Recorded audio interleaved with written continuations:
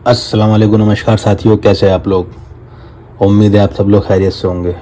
दोस्तों, ये है आपका अपना चैनल हॉरर का नशा, जहां आपको सच्ची और डरावनी कहानियां सुनने को मिलती हैं। अगर आपको ऐसी कहानियां अच्छी लगती हैं तो चैनल को सब्सक्राइब करें, वीडियो को लाइक करें और शेयर करें। साथ ही साथ बेल आइकन भी दबा दें, जिससे मेरी हर आने वाली वीडियो की नोटिफिकेशन आप तक पहुँच सके। दोस्तों, चलते हैं आज की कहानी की तरफ। दोस्तों, ये कहानी मध्य प्रदेश के एक गांव की है। ये कहानी अनुज और उसके ख़ानदान की है। दोस्तों, इनके गांव में एक पुरानी कोठी थी जो काफ़ी वक्त से बंद पड़ी थी। अनुज की उम्र उस वक्त 20 साल के करीब थी। तब तक भी इसने इस कोठी को कभी भी खुला नहीं देखा था। बस इन लोगों को ये पता था कि इस कोठी का मालिक इंदौर में कहीं रहता है।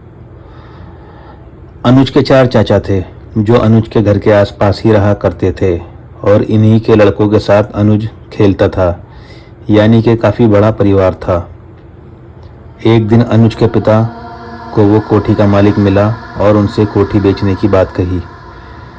अनुज के पिता ने सोचा कि अगर ये कोठी खरीद ली जाए तो सारे भाई मिलकर इस कोठी में रह सकते हैं, पर इतना पैसा इन लोगों के पास नहीं था। अनुज के पिता ने अपने भाइयों से मिलकर उस कोठी को खरीदने की बात कही, क्योंकि कोठी काफ़ी बड़ी थी। उसमें करीब 20-22 कमरे थे, काफ़ी बड़ा आंगन था। तो सबने सोचा अपना अपना घर बेचकर सब लोग मिलकर ये कोठी खरीद लेते हैं, क्योंकि वो कोठी उन्हें थोड़े कम पैसों में भी मिल रही थी। करीब साल भर कोशिश करके इन सब ने मिलकर वो कोठी खरीद ली। अब इस कोठी में अनुज और उसके चारों चाचा अपने परिवारों के साथ रहने लगे। पूरा परिवार साथ रह रहा था। सब बहुत खुश थे। इनको इस कोठी में आए करीब 1 महीना हो चुका था। अनुज अपने चाचा के लड़कों के साथ छत पर खेल रहा था। तभी अनुज के सबसे बड़े चाचा का लड़का छत से नीचे गिर गया। वो कोठी के आंगन में गिरा, जहां हैंडपंप लगा हुआ था। उसका सिर सीधा हैंडपंप से टकराया और उसकी मौत हो गई। पूरे परिवार में मातम छा गया। कुछ दिन पहले तक ये सब इतना खुश थे और अचानक ही इनकी खुशियाँ मातम में बदल गईं। दोस्तों, आपने देखा होगा कि जब कोई व्यक्ति मर जाता है तब उसके मुंह को कपड़े से बांध दिया जाता है, जिससे उसका मुंह खुला न रहे। कहते हैं कि अगर ऐसा ना किया जाए तो वो घर परिवार के ही किसी और व्यक्ति की भी रूह खींच लेता है, यानी कि कुछ ही दिनों में उस परिवार में एक और मृत्यु के आसार बन जाते हैं। जब ये लड़का छत से गिरकर मरा तब करीब 3 घंटे तक इसका मुंह खुला रहा। जब अनुज के पिता घर पहुंचे तब उन्होंने उसका मुंह बंधवाया। अनुज के चाचा अपने बेटे की मौत से बुरी तरह टूट चुके थे। इनके बेटे की मौत के 10 दिन बाद अनुज के चाचा का भी एक्सीडेंट हो गया, जिसमें उनकी मौत हो गई। इनका इतना बड़ा खानदान दुख में डूब गया। इन सारे भाइयों में बहुत प्यार था, पर अब धीरे धीरे इनमें आपस में झगड़े होने लगे। पूरा परिवार बिखरने लगा। कोई इस कोठी को बेचने की बात करता तो कोई अपना हिस्सा अलग करने की बात करता।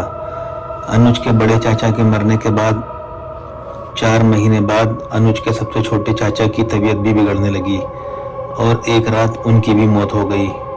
उनकी 2 बेटियां थीं और 1 बेटा था। पूरा परिवार सदमे में था।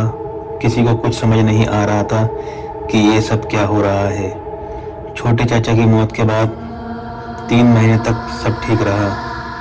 फिर 3 महीने बाद अनुज के दूसरे नंबर के चाचा का भी निधन हो गया।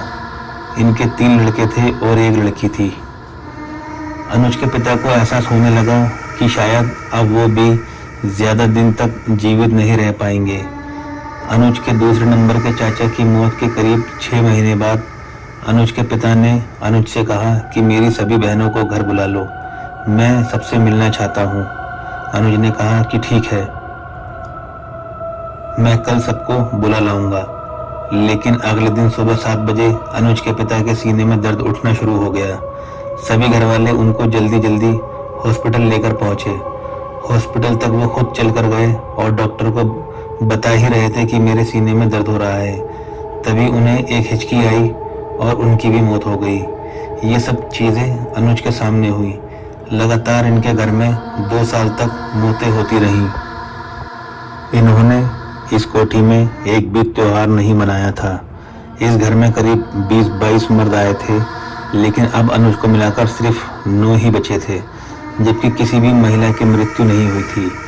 एक दिन शाम को बैठकर ये सब लोग बातें कर रहे थे कि जब से इस कोठी में आए हैं एक भी त्योहार नहीं मनाया, कहीं ये कोठी मनहूस तो नहीं।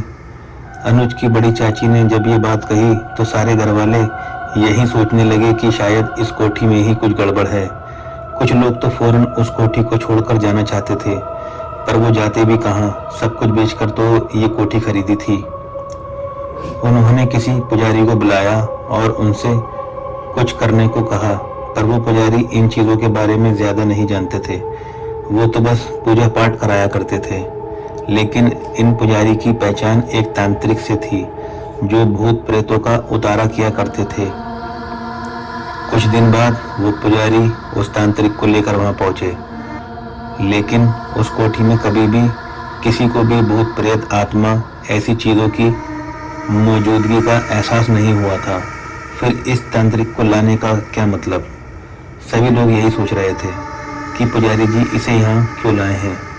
वो तांत्रिक कोठी में आए और चारों तरफ कोठी को देखने लगे, और करीब 2 घंटे कोठी को देखने के बाद वो बोले कि आप लोग अपने कुल देवता के मंदिर जाओ और वहाँ पूजा पाठ करके उनकी परमिशन लेकर आओ। उनकी इजाज़त के बिना मैं यहाँ कुछ नहीं कर सकता। अनुज के सभी परिवार वाले अपने कुल देवता के मंदिर गए और वहाँ पूजा करके उनकी परमिशन ली। फिर उस तांत्रिक को बुलाया गया।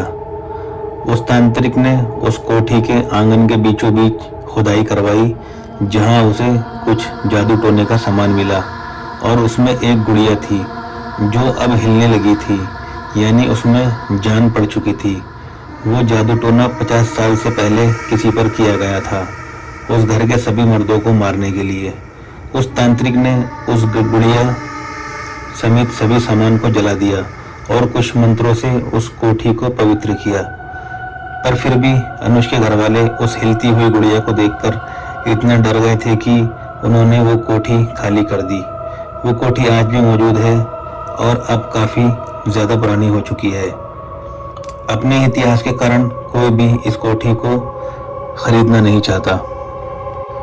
दोस्तों, शायद आपने भी अपने आसपास मोहल्ले में कुछ घर ऐसे देखे होंगे जहां ऐसी चीज़ें होती हैं कि या तो उस घर के सभी मर्द एक एक करके ख़त्म होते चले जाते हैं, या कुछ को पैरों में दिक्कत हो जाती है, यानी पूरे के पूरे घर में जो है सब लंगड़ा कर चलते हैं।